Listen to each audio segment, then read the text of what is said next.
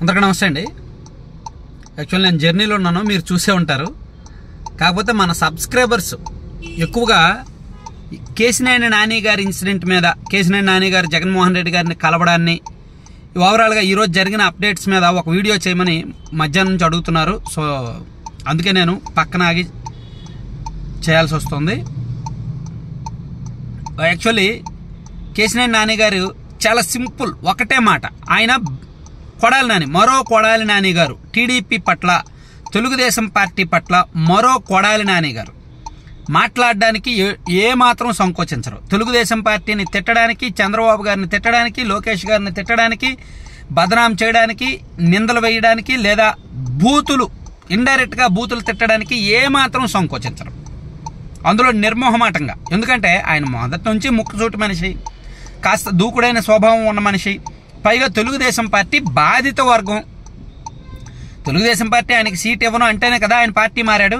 So Telugu Desam party బాధిత వర్గం. So ఎప్పటి నుంచో పార్టీ పట్ల ఎంతో కొంత వ్యతిరేక భావజాలంతో ఉన్న వ్యక్తి. సో ఇవన్నీ ఉన్నాయి కాబట్టి ఆయన వైసీపీకి వెళ్ళిన తర్వాత ఆయనకు తెలుగుదేశం పార్టీని తిట్టడానికి, చంద్రబాబు గారిని తిట్టడానికి రెక్కలు వచ్చినట్టే, మరింత స్వేచ్ఛ వచ్చినట్టే. పైగా జగన్మోహన్ రెడ్డి గారి మెప్పు పొందాలన్నా, వైఎస్ఆర్ కాంగ్రెస్ పార్టీలో పేరు ప్రఖ్యాతులు రావాలన్నా, పదవులు రావాలన్నా టీడీపీని తిట్టాలాయే, చంద్రబాబు గారిని తిట్టాలాయే.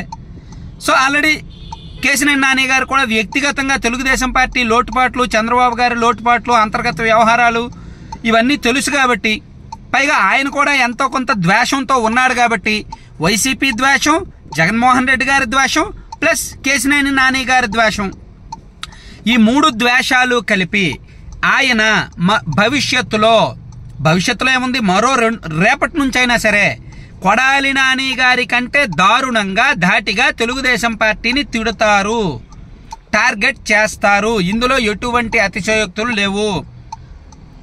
ఎందుకంటే దానికి రీజన్స్ ఉన్నాయి, దానికి చాలా రీజన్స్ ఉన్నాయి.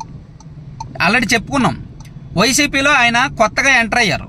సో వైసీపీలో ఆయనకు జగన్మోహన్ రెడ్డి గారి అపాయింట్మెంట్లు పదే కావాలి. ఆయన తెలుగుదేశం పార్టీని మరింత టార్గెట్ చేయాలి, తెలుగుదేశం పార్టీ మీద తన కక్ష తీర్చుకోవాలి, కోపాన్ని తీర్చుకోవాలి. అందుకు తిడతారు, జగన్మోహన్ రెడ్డి గారి మెప్పు కోసం తిడతారు. అయితే ఇక్కడ మరో కీలకమైన పాయింట్ ఉంది, అది మర్చిపోకూడదు. ఆయన విజయవాడ ఎంపీగా గెలిస్తే పార్టీలో ఆయన వర్కౌట్ అయినట్టే, పార్టీలో ఆయన సక్సెస్ అయినట్టే, వైసీపీలో ఆయన నిలదొక్కున్నట్టే, జగన్మోహన్ రెడ్డి గారి దగ్గర ఆయనకు వాల్యూ ఉన్నట్టే. ఎప్పుడు విజయవాడ ఎంపీగా గెలిస్తే, ఒకవేళ ఆయన విజయవాడ ఎంపీగా గెలవలేదనుకోండి, ఓడిపోయారు అనుకోండి, రాబోయే ఎన్నికల్లో విజయవాడ ఎంపీగా ఓడిపోయారు అనుకోండి, ఇంకా ఆయన పార్టీ మారి వేస్ట్, ఆయన టీడీపీని తిట్టి వేస్ట్, వైసీపీలో కూడా ఆయన దేనికి ఉపయోగపడరు. ఎందుకంటే వైసీపీ ఎంతైనా గెలిచిన వాళ్ళకే ప్రాధాన్యత ఇస్తుంది, గెలిచిన వాళ్ళ మాటే వింటది. జగన్మోహన్ రెడ్డి గారు గెలిచిన వాళ్ళనే దగ్గరికి రానిస్తారు. ఒకవేళ ఆయన ఓడిపోయి వైసీపీ కూడా అధికారంలోకి రాలేదు అనుకోండి, ఇంకా ఆయన పొలిటికల్ లైఫ్ క్లోజ్ అయినట్టే. లేదు ఆయన ఓడిపోయినా వైసీపీ అధికారంలోకి వచ్చాను అనుకోండి, ఎంతో కొంత సేఫ్ జోన్లో ఉంటారు. టీడీపీని తిడతా తన రాజకీయ జీవితాన్ని గడిపేస్తారు. టీడీపీని తిట్టినంతకాలం ఆయన రాజకీయ జీవితం లైవ్లో ఉన్నట్టే, వైసీపీలో ఆయన లైవ్లో ఉన్నట్టే. నేను ఇప్పుడు చెప్పిన వీడియో జాగ్రత్తగా సేవ్ చేసుకోండి. ఒకవేళ వైసీపీ అధికారంలోకి రాకపోతే, ఆయన ఓడిపోతే ఆయన పొలిటికల్ లైఫ్ క్లోజ్. ఒకవేళ ఆయన ఓడిపోయి వైసీపీ అధికారంలోకి వస్తే ఆయన పొలిటికల్ లైఫ్కి ఏమి డోకా ఉండదు. ఆయన టీడీపీని తిడుతా, టీడీపీని, చంద్రబాబు గారిని, లోకేష్ గారిని టార్గెట్ చేస్తా కాలం గడిపేస్తారు.